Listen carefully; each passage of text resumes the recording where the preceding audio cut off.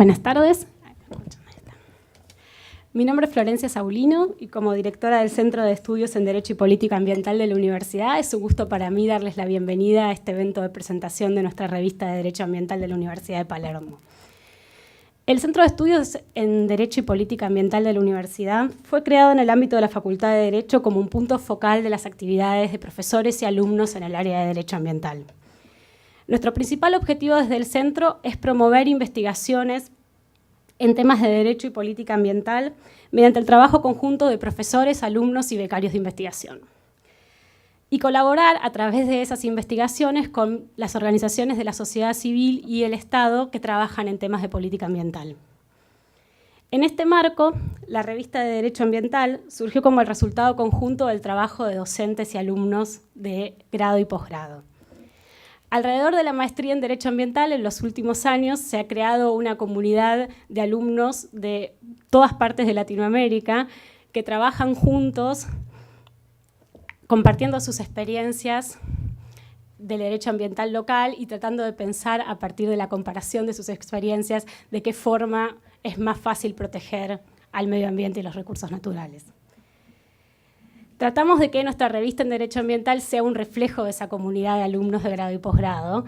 y creo que con el primer número lo hemos logrado. Tenemos artículos de gente de Argentina, pero también de Chile, de Brasil, de Bolivia, de España, que nos ayudan a tener un panorama más amplio del derecho ambiental, no solo centrado en lo local, sino también en las experiencias del derecho comparado y el derecho internacional.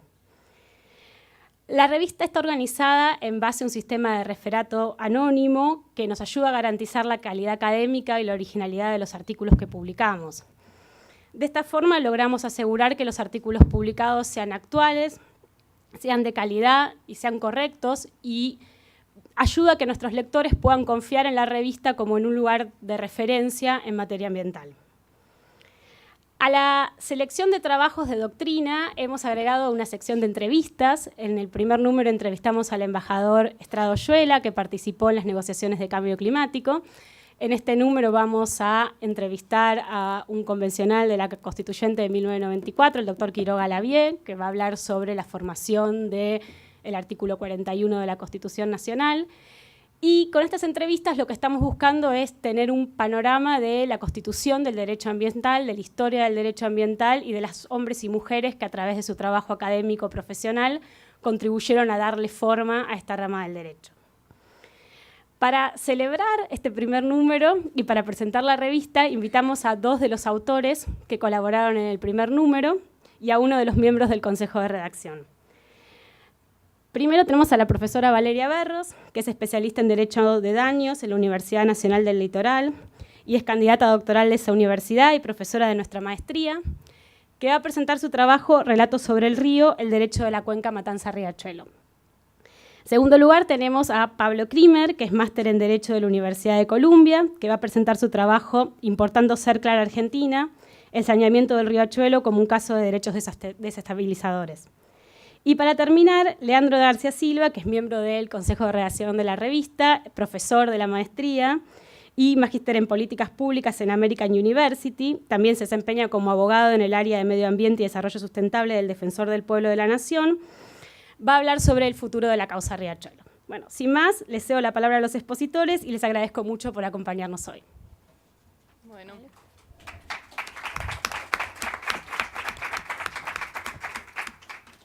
Bueno, antes que nada le quiero, no sé si esto, ¿se escucha bien? Bueno. Antes que nada, muchísimas gracias por la invitación a Florencia y a toda la facultad. En primer lugar, quisiera hacer una valoración de la revista. Ya estuve hablando con Florencia hace un ratito acerca de no solamente su calidad académica, sino también lo cuidada que se encuentra la revista y también encontrar un espacio en donde se pueden visibilizar trabajos que tienen una perspectiva en relación al derecho que no es estrictamente jurídica o estrictamente formal, que eso me parece muy rico, no solamente en el área del derecho ambiental, sino muy rico en general para empezar a mirar el derecho y realizar aportes en relación al campo jurídico desde una mirada un poco más amplia o un poco más dialógica, si se quiere. Esa es un poco la perspectiva desde la cual yo me situé al momento de realizar mi trabajo, mi pequeña contribución a esta revista, que tiene que ver justamente con uno de los grandes casos ambientales argentinos de los últimos años, que en realidad comienza a poner en agenda junto también con otro problema ambiental muy importante que se sustanciaba en paralelo, que fue el caso de las papeleras. Si prestamos atención a las fechas, en el 2006 fue un momento muy álgido de papeleras y también fue el momento en el cual la Corte se pronuncia, por primera vez declarándose competente en la causa por saneamiento de la cuenca Matanza-Riachuelo, que en realidad, bueno, es una acción por daños y perjuicios. Para realizar este trabajo, la idea o mi objetivo fue en cierta medida doble. Por una parte, realizar una especie de cartografía del problema, lo cual me llevó a mirar algunos materiales que no tienen estrictamente que ver con la causa judicial, es decir, no solamente las sentencias judiciales, sino lo que se encuentra alrededor del caso y realizar también algunas entrevistas en relación a ello, mostrando en cierta forma cómo aparece una agenda incipiente que intenta deconstruir una determinada manera de relacionamiento con el ambiente, que también puede ser puesta en paralelo con otras agendas que también se advierten en relación con la cuestión ambiental, como por ejemplo son las cuestiones preventivas, que también plantean un nuevo relacionamiento, pero desde una mirada distinta que tiene que ver con la anticipación. Y por el otro lado, el segundo objetivo fue traducir o ver de qué manera se tradujo esa problemática socioambiental tan amplia, tan grande y de carácter estructural, sobre la cual muchísimo se ha escrito, al plano jurídico, es decir, de qué manera ha funcionado o no, o puede o no funcionar una acción por daños y perjuicios para atender este tipo de problemática, lo cual nos pone en una intersección interesante que es la que se advierte entre el derecho de daños y el derecho ambiental, porque ahí nos encontramos con dos lógicas que son bastante diferentes, una que tiene que ver con la constitución de un derecho moderno, individualista, de corte netamente individualista, como ha sido el derecho de la responsabilidad civil, que bueno, luego acá lo hemos denominado derecho de daños por algunas cuestiones que no vienen al caso, pero tradiciones y diálogos con Italia y demás. Y por el otro lado, nos encontramos con un derecho ambiental que tiene otra raigambre, que tiene que ver fundamentalmente con lo colectivo, sin perjuicio de lo cual se inspira en el derecho de daños para consolidar la teoría del daño ambiental, con lo cual comienzan a aparecer algunas, dentro de esos presupuestos que hacen a la responsabilidad civil, comienzan a aparecer algunos de esos presupuestos, fundamentalmente el daño y la causalidad, con ciertas problemáticas bien fuertes para poder trabajar o para poder laborar de la manera en que se ha elaborado a partir de la idea de la responsabilidad civil. Esa es, en cierta medida, la hipótesis del trabajo, en la cual yo planteo que esta causa visibiliza en cierta forma las dificultades que se advierten para atender este tipo de problemáticas estructurales a partir de las herramientas que se encuentran hoy en día dentro del ámbito jurídico. Pero a la vez, este caso nos permite ver no solamente cómo se canalizó un problema colectivo a partir de una herramienta que, al menos en principio, sería una herramienta de corte individual, y por el otro lado también, otra pregunta que me interesaba es ver cómo se visibilizó o no a los colectivos afectados, es decir, a los sufrientes, dentro de la sustanciación de este proceso. Y a partir de allí identificar algunas agendas para poder trabajar o seguir trabajando dentro del campo jurídico para aportar a la generación de nuevas herramientas posibles para trabajar con este tipo de casos. Es por eso que en el primer apartado, y volviendo a lo anterior acerca de los dos objetivos, lo que realicé fue una especie de narrativa del caso, donde hice referencia a cómo él mismo se fue sustanciando, no solo a partir de la interposición de la demanda del grupo de vecinos de Villa Inflamable y de los profesionales de Villa Fiorito, a través de la acción por daños y perjuicios, sino que hay todo un acumulado previo que tiene que ver con una producción de información de parte de la Defensoría del Pueblo y de parte de algunas organizaciones no gubernamentales que dieron lugar a una serie de documentos, es decir, existía ya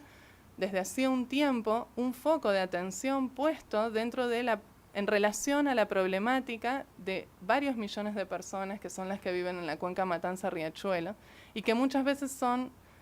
en cierta medida los más invisibles dentro de este proceso.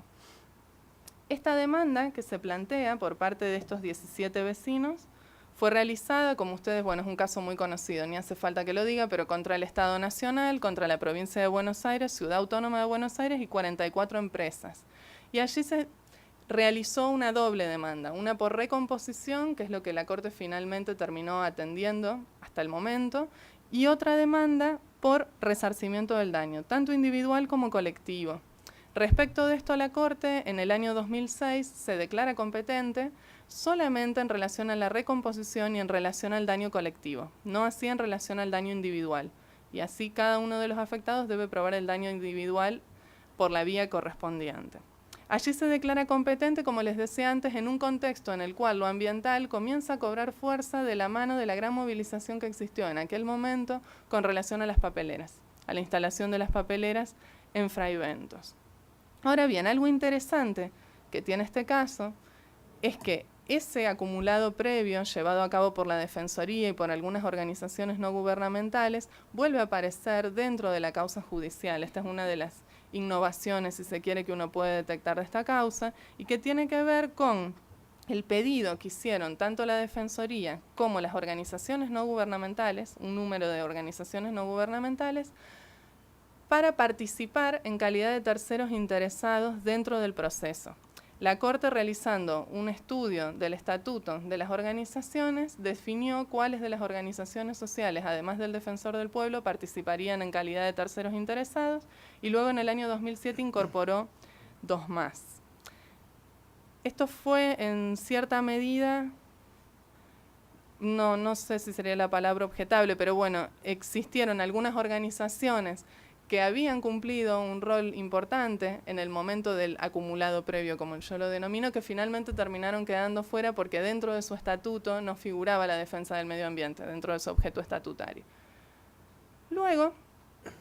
de declararse competente, lo que hace la Corte es una innovación importante. Recién hablábamos justamente con Pablo y con Florencia acerca de las primeras audiencias públicas que se sustanciaban en la Corte, a donde los representantes, tanto de los actores como de los demandados, así como también las organizaciones no gubernamentales y la Defensoría, tuvieron un espacio para hacerse escuchar. Esto fue una innovación importante de parte de la Corte. Lo que sí se plantea como problema es que allí sí no existía canal para escuchar la experiencia de los afectados en sí, alguna experiencia de alguna de las personas que verdaderamente estaban sufriendo sí el problema, sino que el discurso de estas personas estaba en cierta medida mediatizado por el representante de los que habían interpuesto la demanda o bien de las ONG, que en muchos casos hablaban por el colectivo afectado.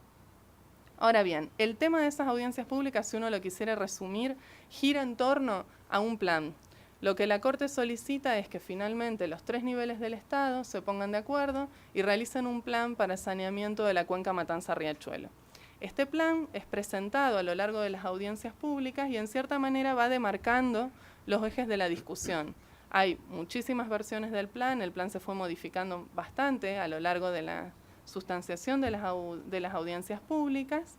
y ahí se fueron demarcando algunos ejes institucionales, algunos ejes de saneamiento, algunos ejes que atendían a la cuestión social y un último eje que atendía a la cuestión del ordenamiento ambiental del territorio. Esos fueron como los 4 grandes ejes que se pautaron en aquella versión primigenia del plan de saneamiento de Riachuelo, que fue revisada y que fue en cierta medida reformulada a lo largo de estas audiencias y a posteriori también.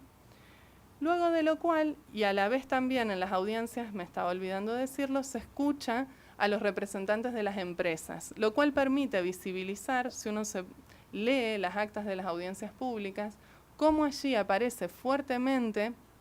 la voluntad o la argumentación basada en la idea de responsabilidad civil más tradicional y más antigua con la que nosotros contamos. Se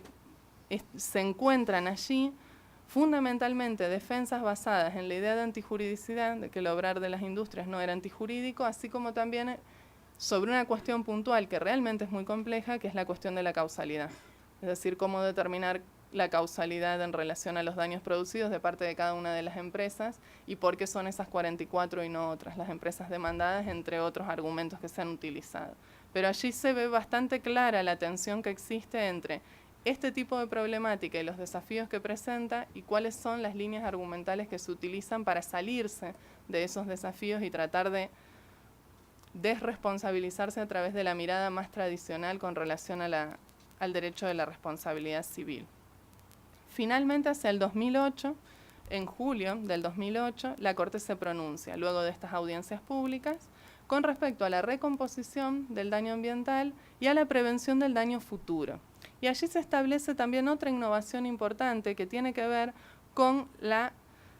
ejecución de esa sentencia, donde podremos encontrar como una especie de triángulo, de trípode, donde aparece Acumar por un lado. Acumar es la autoridad de la cuenca Matanza-Riachuelo, que se creó por ley en paralelo a la sustanciación de este proceso judicial, y de hecho fue presentado como un logro en la segunda audiencia pública en relación al eje institucional, como un avance, el tener ya una ley que regulara Acumar.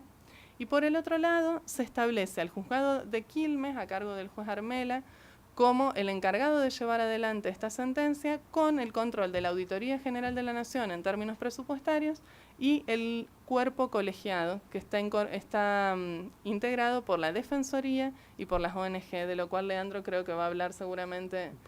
luego sobre este tema. Es decir, sobre el tema de cuál es el balance. Se supone, en este momento nos encontramos en la etapa de ejecución de esa sentencia, se sustanciaron una serie de audiencias donde se realizan informes en relación a los avances y a los retrocesos, y también tanto la Defensoría como las organizaciones no gubernamentales se encuentran realizando periódicamente informes y se manifiestan periódicamente en relación al estado de avance o de retroceso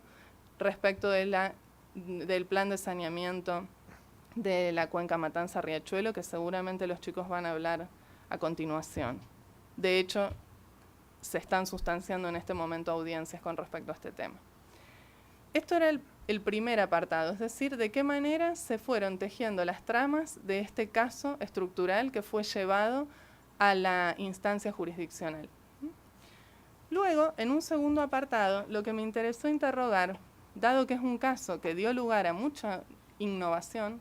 ¿cuáles son los desafíos para la imaginación? Lo titulé así, ¿no?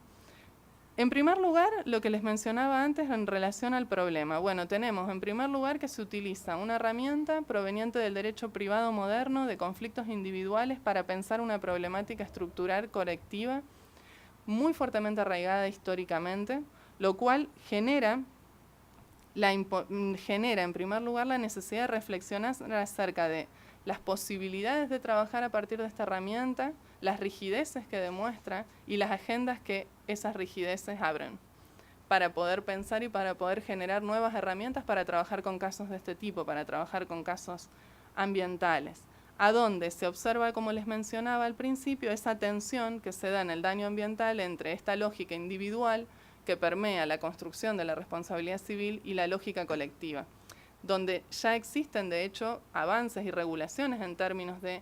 lo colectivo, en términos medioambientales y en términos legislativos. La ley de presupuestos mínimos es un claro ejemplo de ello, pero allí nos encontramos también con una regulación del daño ambiental donde existen algunos blancos, por ejemplo, la causalidad. Nada se dice con respecto a la causalidad en la Ley General del Ambiente, y ese es uno de los presupuestos más complejos para pensar la problemática ambiental. De hecho, hay muchas elaboraciones en relación a la causalidad, muchas teorías se están pensando en relación a este tema, sobre todo en otro tipo de temáticas, por ejemplo, las ligadas al principio de precaución, lo que tiene que ver con la prevención. Y allí ya existen algunas experimentaciones en marcha a nivel, podríamos decir, dogmático o a nivel de generación de conocimiento, pero todavía se encuentran a nivel de experimentación y no a nivel de prueba en los hechos, salvo algunas de ellas. De prueba en los casos concretos, perdón, salvo algunas. En algunos casos sí se han utilizado diferentes ideas de la causalidad. No en este caso, que todavía esa temática no ha sido abordada. Y por el otro lado, nos encontramos también con otra traducción en términos colectivos que tiene que ver con la figura del tercero interesado. Este defensor del pueblo y las organizaciones no gubernamentales pudieron ingresar a la causa realizando una traducción de la figura del tercero interesado, en términos colectivos, para así introducir en la causa. De hecho, cuando uno entrevista a parte de las personas que forman parte, valga la redundancia, de estas ONG, dicen que el miedo era que el caso, al ser una acción por daños y perjuicios, se convierta en un caso meramente patrimonial. Entonces, a través del ingreso de las ONG se podía ingresar la otra mirada, y la mirada que tenía que ver con el problema más amplio, el problema de la problemática de la contaminación de la cuenca Matanza-Riachuelo de una manera más amplia. Y eso se logró a través de la traducción en términos colectivos de esta figura que también podemos ubicar dentro de lo que sería el derecho tradicional o el derecho moderno, más tradicional.